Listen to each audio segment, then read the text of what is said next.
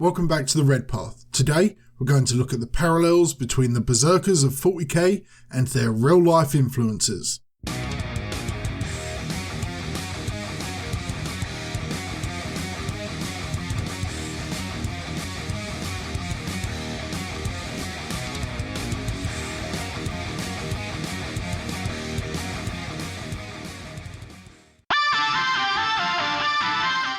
Before we start today's video, I am issuing a blood hunt. For those not familiar, a blood hunt is when I find a channel or page on social media that puts out excellent work to do with a hobby, and I ask you, the viewer, to go check them out, give them a like, a subscribe, anything like that if you enjoy their stuff. And then you leave them a comment telling them that the Red Path sent you. This helps in three ways. Primarily, it provides you with some potential new content to enjoy. Second, it can help give a boost to awesome content creators, and third, it also helps this channel a little by spreading the name. As you're probably aware, building a supportive and friendly community is kind of what the channel's about, as well as butchery and collecting skulls. And I want to be part of something that brings us all together. So today, the hunt is declared on Instagram user Megon Edge. That's right, a sneaky Alpha Legionnaire. Megon Edge focuses on the Alpha Legion, but has been doing some awesome work with the White Scars recently. So, if you're into the 30k World Eaters colour scheme, he's got some great tips on using oils and stuff like that to get some awesome effects on white armour. So, go give Megon Edge a look. A link to his Instagram will be in the description. Give him a heart react to some of his awesome work, consider following him, and let him know that the Red Path sent you and that a blood hunt was cool. Okay, let's dig in, shall we?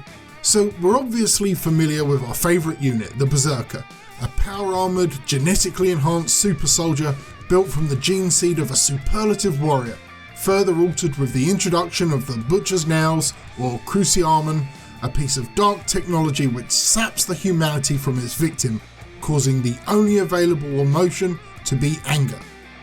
Whilst there is an ever-present trend of syncretism within 40k, the mythology of the World Eaters is perhaps one of the most blended. Loosely based on the stories and histories of ancient Roman gladiatorial traditions, the Berzerkers themselves are obviously developed from a completely separate cultural tradition, that of the Norse Berzerker.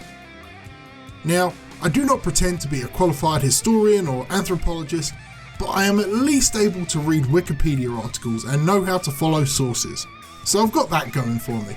And as a younger man, I did do a lot of reading about Viking culture. I want to cover some of the probable practices and facts about the historical Berzerker and see how well they apply to our tabletop slaughterers. To start with, let's begin with the word itself. There is some contention amongst scholars that the word Berzerker refers to either a bare-shirted warrior, akin to the Geseteg of ancient Gaul, a warrior that fights naked or bare.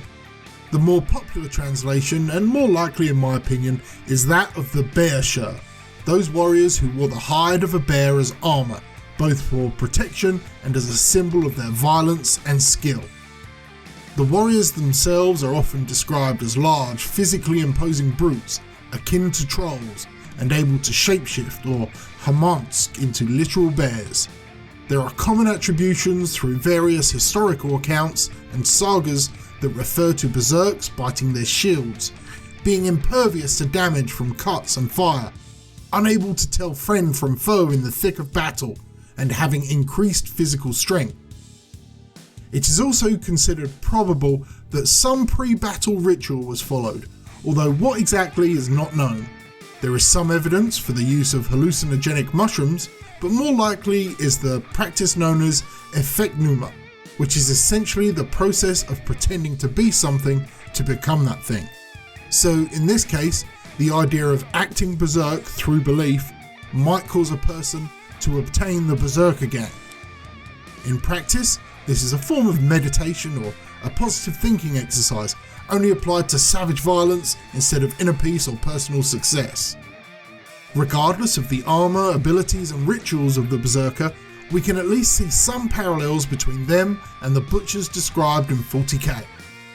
First, The ritualization of attaining the Berzerker gang, that mental and emotional state of pure rage, is thoroughly correlated by the butcher's nails. Whilst the 40k application is a little more on the nose and Deus Ex, it is still cleverly worked into the narrative as a device to perpetually keep particular Astartes on edge, always frothing at the mouth in their hunger for violence, similar to the act of shield biting, which, whether metaphorical or literal, represents the incessant need for violence and may also be a physiological reaction to particular hallucinogens. The frequent reference to ignoring pain or being affected by neither fire nor iron is also often mirrored in lore about the World Eaters, not through any chaotic influence by the Dark Gods, but rather as a symptom of the Legion's fundamental lack of fear. The difference between the World Eater and most other Marines is not that they feel no fear, which no Astartes does in the most basic sense, but that they do not fight in a way to defend themselves. Every combat action is taken to inflict damage. There is no defense, only attack. They literally do not care for their own life or safety. We also know from both the lore and rules themselves that Berserkers have absolutely no problem slaying their comrades.